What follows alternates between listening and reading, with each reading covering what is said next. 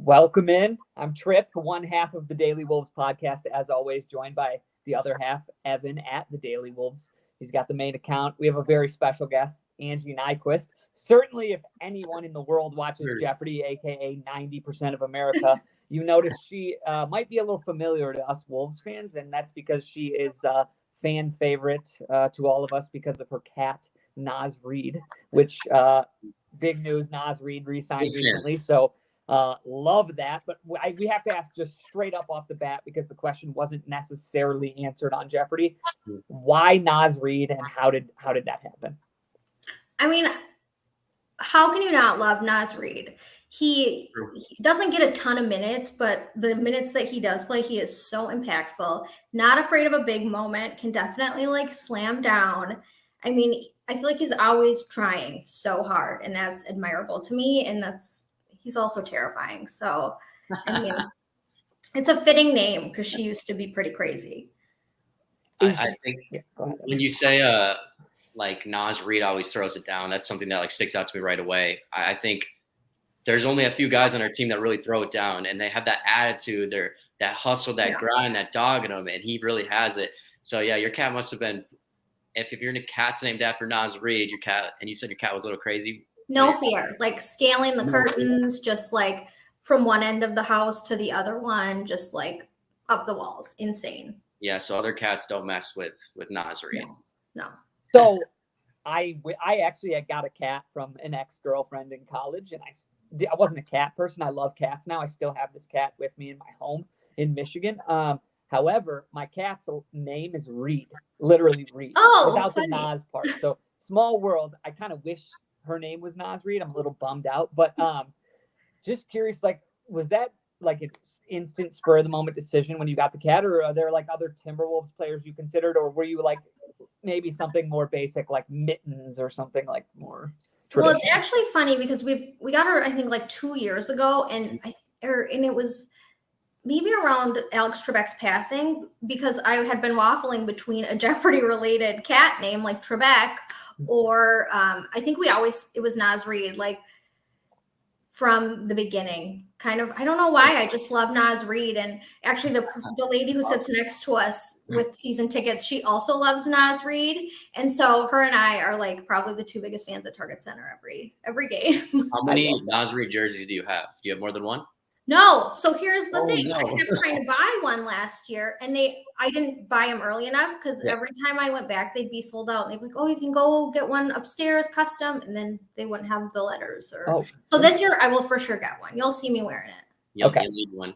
Well, let's peel back the curtain before we dive into your Wolves fandom, because we'd be remiss. Obviously, people recognize you that are listening from Jeopardy and Wolves Twitter. You're a big presence in Wolves Twitter, which we're Wolves Twitter people. That's how we started this podcast. Yeah. But curious, how, kind of talk to us about how Jeopardy came about. Clearly you're I watch Jeopardy all the time, and I'm an idiot. I'm very stupid, so I just get frustrated. I'm I don't know, but you obviously, to be able to get to Jeopardy, talk to us how, one, you achieve that. Obviously you're incredibly intelligent, but two, what does that process look like? And I would just love to hear how long of a process, and just really would love to hear your kind of story behind the whole thing. Yeah. So I've been watching Jeopardy on TV since I was 13. I've loved the show. I love to learn. That's my favorite thing to do. So I think that's why I like the show. Mm-hmm. But the process to get on is actually pretty interesting. You start by taking a test. And I actually encourage anybody to just try taking this test. You never know. But it's timed and it's kind of random. Hard. It was pretty hard questions. And then you don't even know if you pass unless they reach out to you again.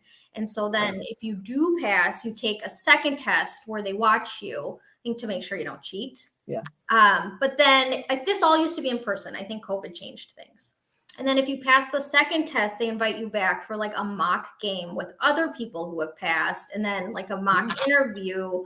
I think just to see how you play the game and if you could handle maybe being on the show. And then if they like you from that, they invite you to be on the show. So the whole process actually only took about a year for me, which is unusual. Even some of the contestants that I was there with for taping, one of the ladies, Carol, I think she said 36 years she had tried to get on Jeopardy. And so, I mean, people try for 12, 15 years. My teacher just reached out to me, said he's been trying for like 25 years. So, oh my God. I know, it really just worked out for me somehow. I don't know. I truly so don't know. So that mock one, they flew you out for that, and were you like on a set, kind of just trying to see how, or what did that look like? That was all on Zoom, just because, and then they have like somebody monitoring it and like a game board, and I think they just kind of wanted to see if you knew how to play the game. Okay, and so you won one day. I did, which is incredibly cool. I would ask anyone who's watching this to go rewatch that episode and support our fellow Wolves lover. Just so fascinating, because I think a lot of people that watch this are not only Timberwolves fans but Jeopardy fans. So I'm curious, like, what's like, you arrive, what is, like, are you shuttled to a hotel? And then beyond that, like, I always think of this when it comes to these types of shows, is it literally back-to-back days, one, and then two, when you win, I imagine you stay, and then when eventually inevitably everyone loses at some point, you leave. Like, what is just the behind the scenes, what does that kind of look like? It was a really interesting day. I had a great time. You don't stay at the same hotel, but I actually was staying at the hotel with a few other contestants. I met a lady in the lobby who was on this Monday, Sarah, and her and I ended up riding together in the Uber. So that was kind of nice. And they film it at Sony Studios in Culver City, California. So, I mean, you're on a lot where all these other shows are being filmed. It was the writer's strike, so I could like walk through a picket line. And then we actually wait all together on the Wheel of Fortune stage. And then we watch the shows that are being taped, and they tape 5 a day. And they just kind of, every hour or so there's another taping. Okay. And so then if you win, so I was Wednesday, so I was like the third game of the day, and then I won, and then we had a lunch break. So then, which was nice. But then we came back and we filmed, the next one. Wow. That's so fascinating. That's a lot of stuff. I didn't realize that there was that much going on too. Like, it's not even just your show, like you said. They're taping other shows. Wheel of Fortune's going on. Yeah. Well, that wasn't happening while we were there. Everything was covered up, but that's just our waiting area where we I got makeup and. That's a pretty cool waiting room. Yeah, that's fascinating. In terms of the Naz Reid thing, right? Like, that's kind of how we obviously. Most people are going to know you in terms of why we're talking now. And now beyond this, like, you're known for Wolves Twitter, and I expect that to continue to grow exponentially because you're an awesome personality and we're excited to chat with you. But like, how did that question come about? Like the Naz Reid thing, that was so funny and random. Is there some sort of list of things that they want to know about you prior, or like, how did that come together? Yeah, they do ask for stories. So they you come with some stories in mind, and you've given them to them in advance, like with your application or something. I don't remember. But so then the first day I had talked about my nieces and nephews and how they all outgrow me by the time they're 12 years old. Yeah. And so that was just my day one story. And of course I wanted to shout out my nieces and nephews because I love them. But, the next day I was like, well, I'm going to talk about my cat. I'm a cat lady, first and foremost. So, and I mean, she has a pretty sweet name. So I really didn't think that it would, I knew Wolves Twitter would maybe see it. I had 300 followers before today. So I really wasn't expecting anything. And now you have a lot more friends on the social platforms. It's crazy. I've been asked before, how did it go from when you started to now? And I would say the same thing. I felt the same way you felt. It just kind of took off, right? Yeah. I remember when I hit 100, just 100. And I thought, how are there 100 people out there that are as insane as me to like the Timberwolves after how bad we've been for all these years, right? After all those mistakes, how are they crazy? They literally listened to me rant about this team. And then it just grew from there. And you really realize that it's like a community. You have season tickets, which is awesome. Everyone watching who doesn't have season tickets, definitely, it's an experience. Go grab it. It's a ton of fun. It's a ton of fun. Is that Naz Reid? Oh, you got that. I thought I love Naz Reid was going to make a guest appearance for a second. I got excited. I probably did wake up. Oh, man. That's awesome. So are you from Minnesota, or what is that like? I am. I was born in India, but I was adopted by a family in Cokato, Minnesota. It's like an hour west of the cities. It's like this big. It was a great place to grow up. But now I live by Lake of the Isles, and it's like I'm never leaving Minneapolis. Oh God, I used to live by Lake of the Isles. I miss it so much. Oh my God. That's tough for me to hear. I moved back to Michigan, and I'm devastated. What? Right. I was gonna sorry to interrupt. Before we were talking, like, we think we were off air, and you were mentioning, Anji, that you grew up like with sports with like your brothers, and they always played sports, and you're kind of around it your whole life. You know what's crazy too is when I grew up, you know, my sister, you kind of remind me of her in some ways because she's the same way. She grew up around me, and I played sports and was big into it. All the boys are over. You're around it, right? The family loves sports. You dated people like sports. There's a lot of similarities there, and so like take us through like it's like what captures you, because I feel like a lot of people who are like, I feel like a lot of females love sports, but I feel like it's not it's not as big, right? And so like what captured you, especially like basketball, like the NBA and the Timberwolves? What captured you about it? Well, I mean, I always like joke that I really had no choice, like other than to love sports. My first date, even here in America, I was at like a football scrimmage. So I feel like that set a good precedent for the rest of my childhood. But then, I mean, playing basketball too, I loved it. I mean, I really thought I was going to be in the WNBA in like 1998. I thought maybe it could happen. I was pumped. So I've always been like a fan just from watching and playing, but it really like my Timberwolves fandom evolved in college, like with my ex and like all those guys that he lived with. They were such big Wolves fans, and I was always over there watching it, and I was like, well, I freaking love basketball. Like I forgot how much I loved basketball because like in high school I wasn't paying attention. But and then it's like once they brought me back in, I was hooked again, even when things don't go very well. Yeah, I mean that's like the best fan. Like you're a true fan. Oh, yeah. That's when you find out who's the real one. I'm like overly enthusiastic before every season, just like everybody else, like have the highest hopes always, like, and then I get a little let down. But that's what being a fan is. Yeah, no kidding. To that point, what's some realistic expectations, maybe unrealistic for next season? What are you looking forward to? Okay, well, I'm definitely hoping we make it further in the playoffs. No play-in. We're going to make it through a first and a second round. Like, come on. If everybody's healthy, there is no excuse, in my opinion. Yes, 100%. I agree. And I think, everyone watching, I'm sure a lot of people are wondering, can Rudy Gobert and Karl-Anthony Towns, can they exist? What's your opinion on that now that we've seen it for a year? You've seen, obviously, people battle back and forth probably on social media. You've probably met people outside of social media that have battled with you about it. What's your opinion on the two? And now that they paid your boy Naz. But this is like I was a little worried. I was like beyond ecstatic when I saw that they like paid him. So I think it's well deserved. But Rudy, okay. I'm a little disappointed he's gonna be playing. I feel like a lot of us probably feel that way. I don't want to be like such a downer, but I just like am not that impressed. I was expecting more, and that's really what it was. Fair answer. Just let down, I think, by like the legend of what you hear, and then I just didn't see any of it. But that's like I don't know. I don't want to like share all of my opinions on Cat and Towns, but Rudy, but I mean, let's just say I'm hopeful because of Ant. There you go. That's a good way to spin it.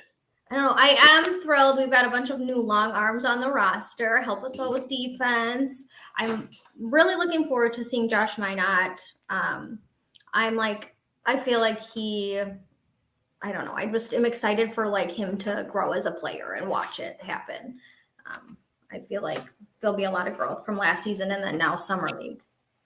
That's awesome. Yeah. He might take that Taurean Prince role. Obviously, we made some additions. Troy Brown Jr., I think he's a good young player.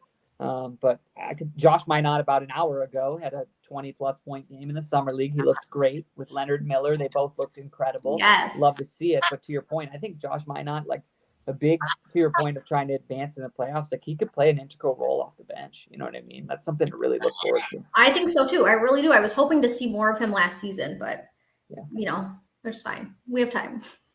So I know Tripp was watching the game, but Angie, were you watching the game at all? No, I didn't get to watch it. I was like following some of it on Twitter, but I just like wasn't able to. Summer League can be tough. It can be a tough watch. Well, yeah.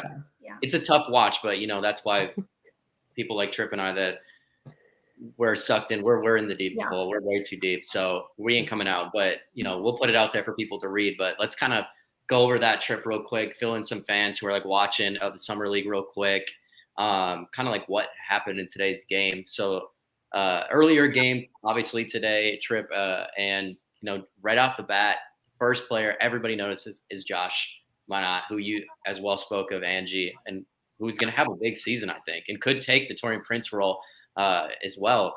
But he had 16 points in the first half, man, and just incredible off the start, electric.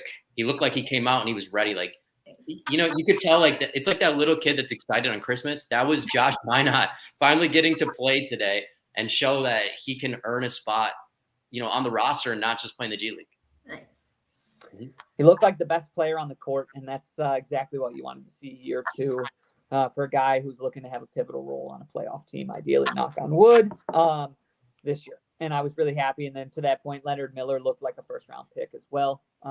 Elite defensively, amazing, fast, all over the court, shot the ball from three well. A lot to look forward to. Just excited.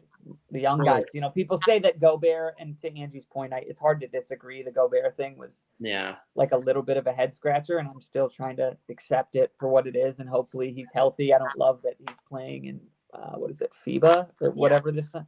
Like, I don't love it. People will say that there's a lot of young other players that are playing. They're not 31 with, knee issues. So I'm excited, but to that point, like, this is a young team, and people, like, I'm with Angie, like the Gobert thing, but a lot of like 26 and under guys that could really play a pivotal role moving forward. Yeah, young arms, like you said, Angie. Adding those guys are key. Josh, great game today. Ended with 20 points, 4 rebounds. He looked bigger on TV than I remember seeing him last year, which was something like little underrated, but like just adding that muscle, that's huge because he was so skinny last year, and he's still skinny. But he I noticed that. I didn't see anyone talking about that on social media, but like he looked bigger to me, at least what I saw. Then Leonard Miller, like you said, good game, 16 points, 11 boards, 3 steals. He was a plus 20 at the end of the game. Fantastic, all over the board. Definitely, Tim Conley's just. I think I put out a tweet. He's just laughing that he fell to 33. And right when he fell, Tim Conley picks up the phone. He's like, let me get it. It reminds me of like when Justin Jefferson fell to the Vikings. And I think Rick Spielman laughed and he's like, get him. We're getting Jefferson. That's how I felt like Tim Conley was in the draft room. Like, I can't believe they let this guy fall. Let's trade up. Let's use one of those second round picks that we got from the D'Angelo Russell trade. Another win for Tim Conley. And that's awesome. This is a Detroit Lions fan account, so we don't like the Vikings here. But Trip. I'm a Vikings, but just Trips. I actively root against the Minnesota Vikings, and I will declare that publicly. I'm probably going to lose like 20 followers from this instantly. But Angie, in terms of like outside of Naz Reid, let's not allow you to pick Anthony Edwards or Kat. Who is your second favorite player on the team? Okay, well, Jaden McDaniels is easy to say because he's like also terrifying in a good way. Like, I think we all know that. And I feel like people that watch the NBA are like, who is this guy? And it's like, how don't you know who he is? Because he's so freaking good. What are you talking about? Yes. Like elite defender. But I don't know. Kyle Anderson, I am like shocked at how good he is and how good he is for our team. Yeah. I love him. I call Jordan McLaughlin like a little genie because he's so like, he just like darts around and he shows up where you need him or passes right where you need him to. It's like wizardry. And then Mike Conley. How can you not like Minnesota Mike? I feel like he's like a veteran presence, kind of like a mature, calm guy, which is good for a team to have. We need somebody like him with that experience. Yeah, would you say, speaking of Mike Conley, that like it was a win for the D'Angelo Russell trade? Is that what the Wolves needed? Someone to come in, calm the storm? No? I prefer Mike Conley. Okay. Yeah. I do. I think Tripp and I are kind of the same boat. I know Tripp is a massive D'Angelo Russell fan, one of the biggest around, but he did come in, he steadied the ship, and it might just be what the Wolves needed, and it might be what the Lakers needed, getting D'Angelo Russell. So sometimes it's a win-win for both teams, right? I agree. Yeah. As we kind of conclude here, Angie, has Naz Reid reached out to you?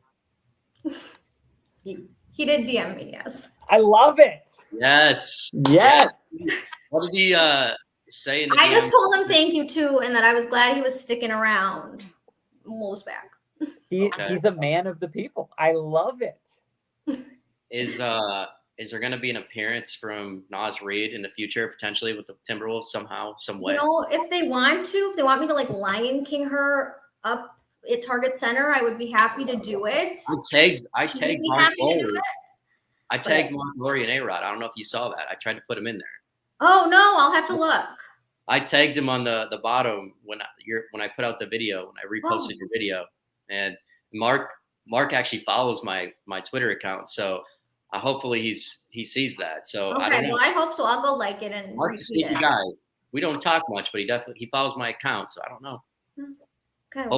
Wolves socials. Don't blow. I said center court. Opening get something night. Involved. Get something on the books with Angie over here. Wolves Twitter. Yeah, let's go. It's common sense. I mean, we're talking. Any plans to be back on Jeopardy? What are we talking here? What does that look like? So, I mean, they do have they've started to have these other tournaments, and I've heard rumors that there'll be like a wild card tournament where they would call back people that have won 1 or 2 games. And so that's like a potential. I mean, maybe that would happen, but I'm not sure. Would you rather be a Jeopardy champion or a Wolves championship? Oh, that's a good one, Trip. Tough question. If it's something we won't like the answer to, just say no comment. Well, I'm pretty friggin' proud to be a Jeopardy champion. I mean, but guys, that's too hard. I don't know. Listen, I would friggin' love if the Wolves won. Yeah. I mean, you'd see me at the parade. I'd be like, I'll go on record for you. Being a Jeopardy champion, that's probably a bigger deal for someone. I mean, that's like my brain. I did that. You've been trying your whole life, so that's like a huge deal. I mean, that's fair. That was a horrible question. That was a tough spot to put you in. I apologize. Other than that, anything else from you, Evan? Nothing. And then we're going to win the championship this upcoming year, obviously. And then hopefully at the parade, Naz Reid is holding up Naz Reid at the parade. And that will be the pinnacle of Wolves dumb. Like you'll never. I'll go grab. That'll be it. Yes, please. We need a Naz Reid appearance. Naz Reid's making an appearance. Oh, everyone watching's in for a treat. Oh, I've just confirmed. Oh, my little baby. We're at least 1 million viewers right now. We're going up as we speak. Oh, wow. Hi, Naz. Hey, Naz. How's it going? Naz Reid. I love it. The infamous Naz Reid makes an appearance, and that is a cute cat, I will say. She's a good cat. She's very cute. I love it. Wolves, we gotta get Angie and Naz involved with something on Twitter. We need it. The good juju is heading our way because of you. You put us on the national spotlight. Mm-hmm. Naz Reid gets the extension, just like Jaden McDaniels. He's underrated and slept on by non-Minnesota fans. They think Naz Reid at $15 million a year. What are we doing? You proved for everyone in America, Naz Reid's the real deal. He's worthy of being named after an animal, and he's going to be a huge X factor for the Wolves championship next year. Angie, where can people find you on Twitter? Because you've grown like 10x today. It's just my name, Anji Nyquist on Twitter. Same with Instagram. I actually had my Instagram turned off until like last week because but you can find me on there. And then whatever that new thing is, Threads, you can find me if you want. All at Anji Nyquist. All at Anji Nyquist. Very easy. Love it. Very easy. Hopefully we see you on Jeopardy hosting up the championship too as well. It's been great having you on, Angie. It's been awesome meeting you. It's been great meeting you as well, Naz Reid. And all caps, remember, all caps. All caps. Until next time, as always, guys, go Wolves. Thanks, Angie. Thank you. Go Wolves.